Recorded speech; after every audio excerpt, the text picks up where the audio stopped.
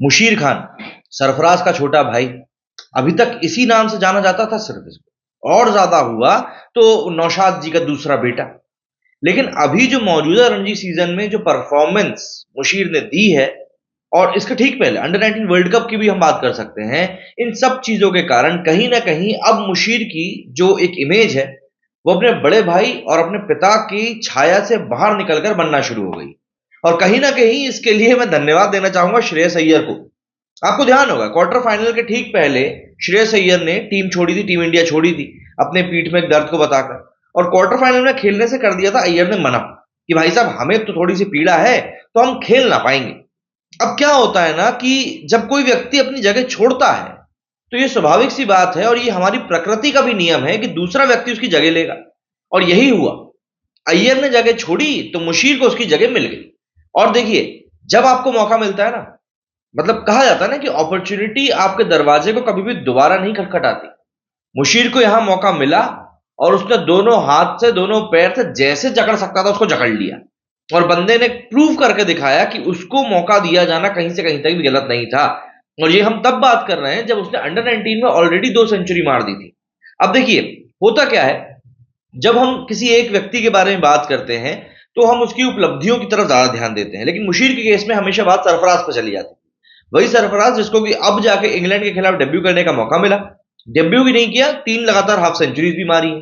तो यहां पर एक बात क्लियर थी कि भाई बड़े भाई की तरह छोटे भाई में टैलेंट तो है, लेकिन इस रणजी में उस बंदे ने वो प्रूव कर दिया। और सबसे बड़ा पॉइंट तो तब आया जब यही काम उसने सचिन तेंदुलकर के ठीक सामने किया।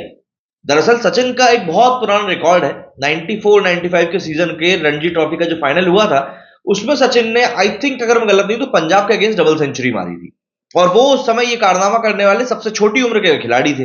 अब इस रिकॉर्ड को अब आप 94 से आप लगा लीजिए कितने साल हो गए, मतलब 24 साल तो यही और 6 साल, मतलब करीब 30 साल के बाद ने मुशीर ने सचिन के सामने ही सचिन के इस 30 साल पुराने रिकॉर्ड को तोड़ा। मुशीर की एज है अभी कुछ 19 साल, और 19 साल की एज में मुंबई के लिए फाइनल में सबसे कम उम्र में सेंचुरी मारने वाले खिलाड़ी मुशीर बन गए। और ये सेंचुरी भी कोई ऐसी नहीं थी जिसको कि आप कह सकते हैं कि हाँ हाँ सेंचुरी आ गई, नहीं, ये सेंचुरी कई सारे मायनों में बहुत ज्यादा ग्रिटनेस वाली थी। ग्रिटनेस जिद्दीपन जो हम कहते हैं ना, वो इसी मैच में अजिंक्य रहाणे और श्रेयस अय्यर ने भी बढ़िया पारियां खेली हैं। यहां पर मुशीर ने 326 बॉलों पर 136 रन बनाए, मतलब एक टेस्ट मैच की जो प्योर इनिंग होती है ना, वो यहां पर देखने के लिए मिली। 41 का स्ट्राइक रेट था, 10 चौके मारे, और इस इनिंग के कारण मुंबई इस समय ड्राइविंग सीट पर है फाइनल मुकाबले में विदर्भ के अगेंस्ट। यहां पर श्रेयस अय्यर ने भी 95 रन की इनिंग खेली, और अजिंक्य रहाणे जो कि कप्तान है मुंबई के, उन्होंने भी 73 रन की पारी खेली। और मजे की बात यह रही, जैसा कि मैंने आपको बताया, तेंदुलकर साहब भी वहां पर मौजूद थे, रोहित शर्मा भी वहां मौजूद थे। तो अब एक बात तय है कि जो हम लोग एक सुनते हैं ना कि यार रणजी में उस लड़के ने बहुत बढ़िया खेला, उसको जल्दी मौका दो। सरफराज को जितना देर से मौका मिला है ना, मुशीर को उतनी ही जल्दी मौका मिलेगा, ये एक बात तय है। अंडर 19 में बंदे ने परफॉर्म कर दिया है, रणजी में बंदे ने परफॉर्म कर दिया है, तो ये एक बात ऑब्वियस है कि यहां पर चीजें अब इस बंदे के लिए ठीक होने वाली हैं। और आने वाले समय में अगर इस बंदे ने अपने शेप को मेंटेन करके रखा, क्योंकि पृथ्वी शॉ को भी ऐसा ही था, बहुत जल्दी उनके सितारे बुलंदियों पर गए थे, लेकिन क्योंकि उन्होंने अपनी उस पूरी सिचुएशन को मेंटेन नहीं किया था, इसलिए उनके सितारे गर्दिश में भी उतनी जल्दी गए थे। मुशीर खान के साथ लेकिन काफी सारा सपोर्ट है। और देखिए, एक बात है जो आप लोगों को बुरी लगेगी, लेकिन आप जान लीजिए, सरफराज के टाइम पर भी यही बात हुई थी। लोगों को आपत्ति थी कि यार सरफराज के साथ में ध्रुव जुरैल ने भी डेब्यू किया है, सरफराज को इतना फुटेज क्यों दिया जा रहा है। लोग दरअसल जिसको सुनना, जिसको देखना चाहते हैं ना, उसी की तरफ ज्यादा ध्यान भी दिया जाता है। ब्रॉडकास्टर्स भी इसी बात को ध्यान में जानते हैं।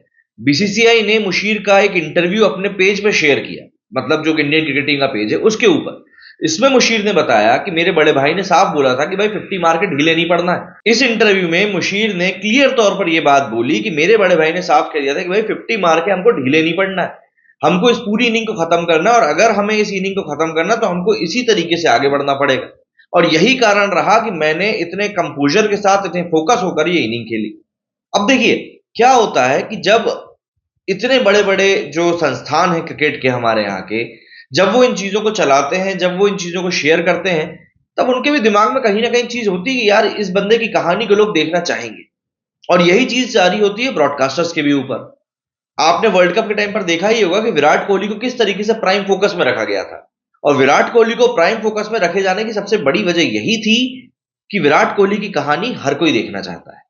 मुशीर के साथ भी वही है। और कोई बड़ी बात नहीं है कि अगर आने वाले कुछ समय मुशीर डोमेस्टिक क्रिकेट में इसी तरह परफॉर्म करते रहे।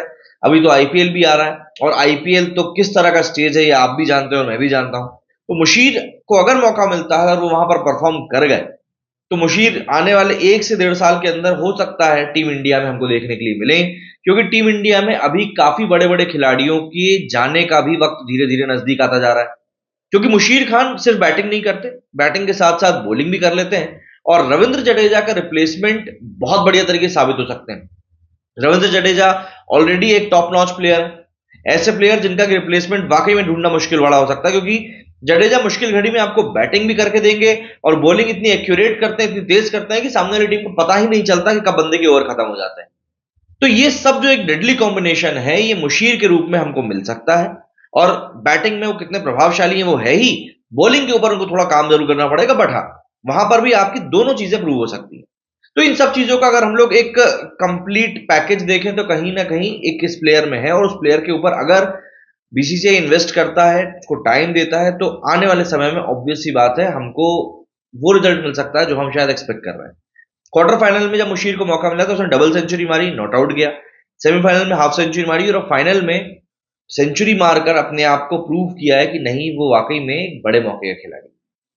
क्या कहना है आप लोगों का इस बारे में कमेंट करके जरूर बताइएगा। मेरे इस वीडियो में तो आप नहीं, जय हिंद जय भारत।